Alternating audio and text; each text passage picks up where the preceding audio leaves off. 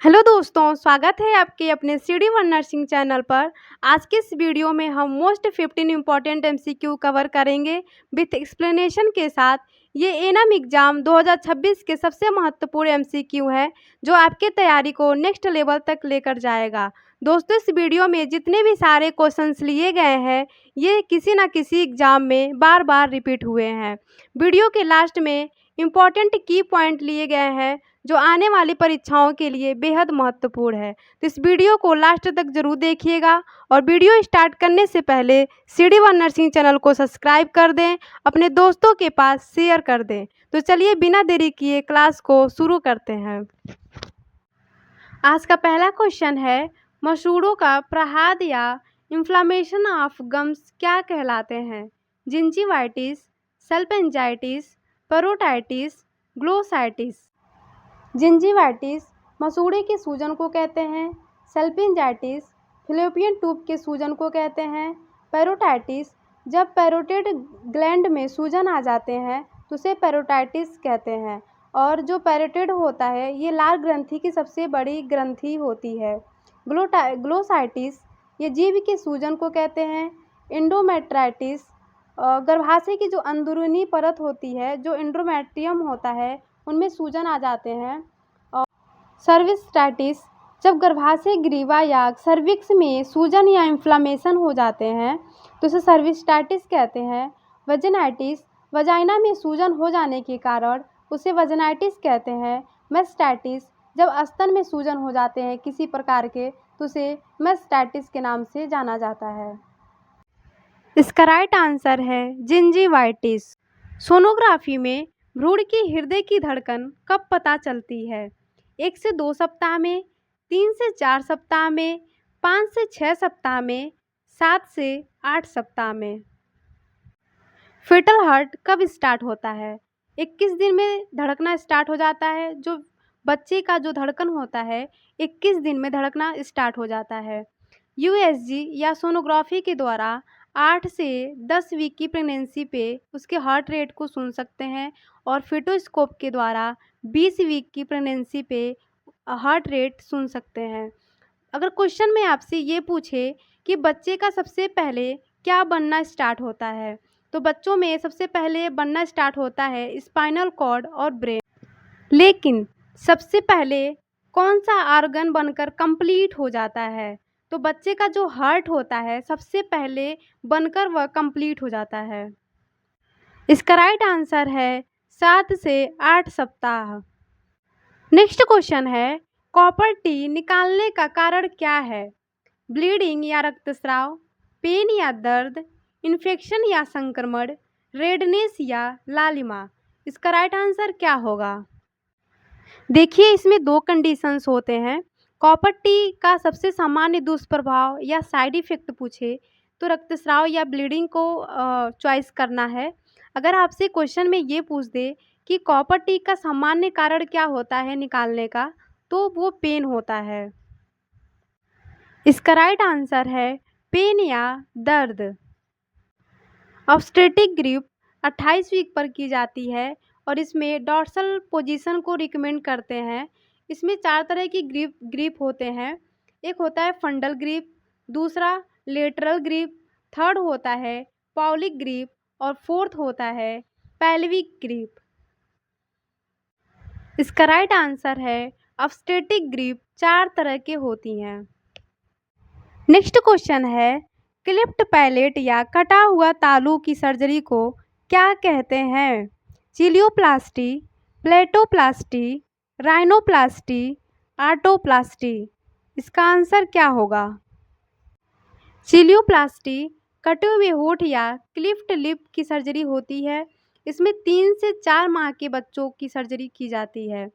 प्लेटोप्लास्टी में कटे हुए तालू या क्लिफ पैलेट की सर्जरी की जाती है और इसमें 6 से 24 माह के बच्चों में की जाती है। राइनोप्लास्टी ये नाक की सर्जरी होती है। आर्टोप्लास्टी ये कान की सर्जरी की जाती है। इसका राइट आंसर है चिलियोप्लास्टी। नेक्स्ट क्वेश्चन है, बेड सोर्स का कारण क्या है? नमी, घर्षण, दबाव, उपरोक्त सभी। बेड सोर्स होने के ये 3 कारण हो सकते हैं। जो नमी होती है, जिस एरिया में ज़्यादा नमी होती है, वहाँ बेड सोर्स का कारण बन सकता है। रगड़ या जो घर्षण होता है, जब बार-बार रगड़ लगने से भी बेड सोर्स होने की संभावना बढ़ जाती है। और जो प्रेशर होता है, जो दबाव होता है, लेटी हुई स्थिति या बैठी हुई स्थिति में शरीर के जिस भाग पर ज़्यादा दबाव पड़ता है, वहाँ बेड सोर्स होने की संभावना बढ़ जाती है। इसका राइट आंसर है उपरोक्त सभी। हिंड मिल्क किससे समृद्ध होता है? प्रोटीन और कार्बोहाइड्रेट, वसा और ऊर्जा, विटामिन्स और खनिज, उपरोक्त सभी। हिंड मिल्क में सबसे ज़्यादा क्या पाया जाता है? ये ब्रेस्ट मिल्क के प्रकार हैं। जो कोलोस्ट्रम होता है 2 से 3 दिन तक स्रावित होता है और इसमें आईजीए सबसे ज़्यादा यूमोग्लोबिन पाया जाता है। ट्रांजिशन मिल्क ये 3 से 2 सप्ताह तक रहता है या 14 दिन तक रहता है। इसमें वसा और शुगर अधिक मात्रा में पाया जाता है। और जो मैच्योर मिल्क होता है वो 2 सप्ताह के बाद स्रावित होता है। फोर मिल्क में स्तनपान या ब्रेस्ट फीडिंग की शुरुआत में स्रावित होता है और इसमें पानी और प्रोटीन अधिक होता है। ये प्यास को संतुष्ट करता है। इसका राइट आंसर है हिंड मिल्क में सबसे ज़्यादा वसा और ऊर्जा पाया जाता है। डब्ल्यूएचओ के अनुसार माँ को शिशु को स्तनपान कब शुरू कराना चाहिए? जन्म के 30 मिनट के भीतर, जन्म के 2 घंटे के भीतर, जन्म के 24 घंटे के भीतर और जन्म के 12 घंटे के भीतर। इसका राइट आंसर क्या होगा? इसका राइट आंसर है जन्म के 30 मिनट के भीतर। नेक्स्ट क्वेश्चन है एपिलेप्सी या मिर्गी क्या कहलाती है? बार बार दौरे का आना, नाड़ी दर का धीमा हो जाना, सांस लेने में परेशानी होना, नाड़ी गति का तेज हो जाना। इसका राइट आंसर है बार बार दौरे पड़ना। एपिलेप्सी ये एक न्यूरोलॉजिकल बीमारी होती है और इसमें बार बार दौरे पड़ते हैं। नाड़ी गति का धीमा होना इसे ब्रेडिकार्डिया कहलाता है। सांस लेने में परेशानी होना या कठिनाई होना डिस्पीनिया कहलाता है और नाड़ी गति का तेज होना टेकिकार्डिया कहलाता है। नेक्स्ट क्वेश्चन है भारत में महिलाओं में सबसे अधिक होने वाला कैंसर कौन सा है? कार्सिनोमा ब्रेस्ट यानी ब्रेस्ट कैंसर, कार्सिनोमा सर्विक्स, गर्भाशय ग्रीवा का कैंसर और कैंसर ऑफ ओरल कैविटी मुख का कैंसर और कैंसर ऑफ यूट्रस यूट्रस का कैंसर। इसका राइट आंसर क्या होगा?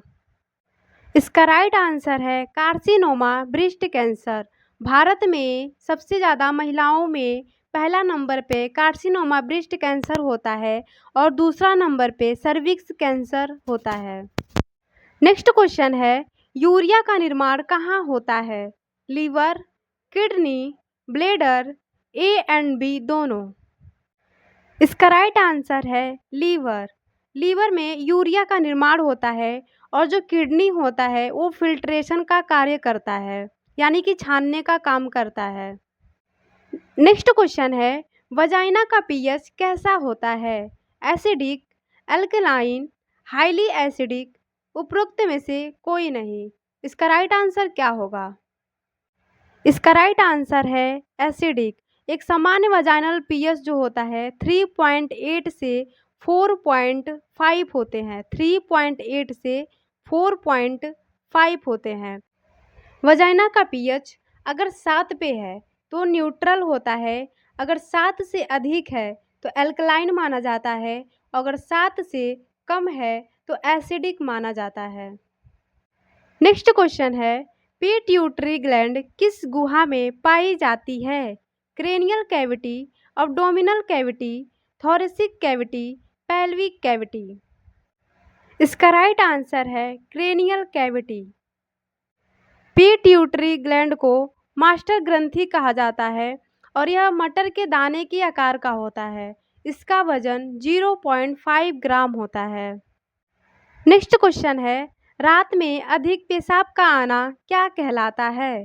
पायूरिया, नेक्चूरिया, पोलीयूरिया, डिसयूरिया। इसका आंसर क्या होगा? पायूरिया यूरिन में पस का पाया जाना, नेक्चूरिया, रात में अधिक पेशाब का आना, पोलीयूरिया, 24 घंटे में 3000 ml से यूरिन का पास आउट होना, डिसयूरिया, यूरिन पास आउट करते समय दर्द होना। इसका राइट आंसर है नेक्चूरिया। नेक्स्ट क्वेश्चन है, प्रसव के बाद माँ को कितने घंटे निगरानी में रखना चाहिए? 12 घंटे, 48 घंटे, 24 घंटे, 2 घंटे। इसका राइट आंसर क्या होगा? इसका राइट आंसर है माँ को 48 घंटे ऑब्जर्वेशन में या निगरानी में रखना चाहिए। नेक्स्ट क्वेश्चन है, ब्लड और फेफड़ों के बीच गैसों का आदान प्रदान क्या कहलाता है? बाह्य श्वसन या एक्सटर्नल रिस्पायरेशन, आंतरिक श्वसन या इंटरनल रिस्पायरेशन, ऑक्सीजन लेना या ऑक्सीजन छोड़ना। इसका राइट आंसर क्या होगा? बाह्य श्वसन में जब ब्लड और फेफड़ों के बीच गैसों का आदान प्रदान होता है तो उसे एक्सटर्नल रिस्पायरेशन या बाह्य श्वसन कहलाता है। और वही जब रक्त और टिश्यू या ऊतकों के बीच गैसों का आदान प्रदान होता है तो आंतरिक श्वसन या इंटरनल रिस्पायरेशन कहलाता है। नेक्स्ट क्वेश्चन, एक्रोमेगाली में अधिक स्रावित होने वाला हार्मोन कौन सा है? Calcitonin hormone, glucagon hormone, insulin hormone, growth hormone. जब एडल्ट में ग्रोथ हार्मोन अधिक हो जाता है तो उसमें एक्रोमेगैली देखने को मिलता है और बच्चों में ग्रोथ हार्मोन की कमी होने पर ड्वार्फिज्म या बौनापन देखने को मिलता है। अब देखेंगे इम्पोर्टेंट की पॉइंट्स जो एग्जाम के लिए बहुत ही इम्पोर्टेंट है। पहला है, रिवर्स कोल्ड चेन सिस्टम क्या है? जब स्टूल सैंपल को लो टेम्परेचर पे +2 सेल्सियस से +8 सेल्सियस पर ले जाना रिवर्स कोल्ड चेन सिस्टम कहलाता है। कोल्ड चेन सिस्टम क्या है? दूसरा है, कोल्ड चेन सिस्टम क्या है? जहां वैक्सीन बनती है और जहां लगाई जाती है वहां तक के वैक्सीन के तापमान को मेंटेन करने की प्रक्रिया को ही कोल्ड चेन सिस्टम कहलाता है।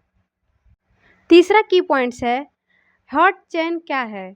जन्म के बाद बेबी को तापमान के मेंटेन करने की प्रक्रिया को ही हॉट चेन कहलाता है। चौथा है, पीएससी कंसेप्ट किस कमेटी ने दिया था? भोर कमेटी ने दिया था। और पांचवा है, वैक्स में साइलेंट किलर किसे कहा जाता है? तो हाइपरटेंशन को साइलेंट किलर कहा जाता है। नेक्स्ट की पॉइंट्स है, न्यूबॉर्न बेबी में साइलेंट किलर किसे कहा जाता है? हाइपोथर्मिया। अगर वैक्स में पूछे, बड़ों में पूछे तो हाइपरटेंशन होता है और बच्चों में हाइपोथर्मिया होता है। नेक्स्ट की पॉइंट्स है, यूटीआई यूरिनरी ट्रैक इन्फेक्शन सबसे ज़्यादा किस बैक्टीरिया से होता है? इसका आंसर है E coli bacteria. Next point है, वीनिंग कब शुरू की जाती है? 6 महीने बाद ब्रेस्ट मिल्क के साथ बेबी को बाहर का आहार कम्प्लीमेंट्री फूड देना ही वीनिंग कहलाता है। नेक्स्ट पॉइंट है, एक्सक्लूसिव ब्रेस्ट फीडिंग क्या है?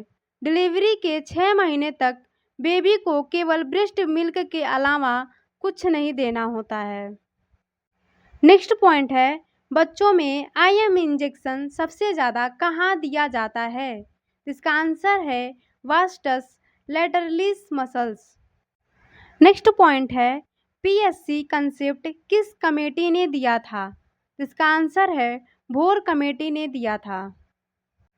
आज का वीडियो आपको कैसा लगा? अगर पसंद आया हो तो कमेंट बॉक्स में एक प्यारा सा कमेंट कर दीजिए। अगर आप आज का क्लास आपको अच्छा लगा हो तो चैनल को सब्सक्राइब कर दें और वीडियो को एक लाइक ज़रूर कर दें। धन्यवाद।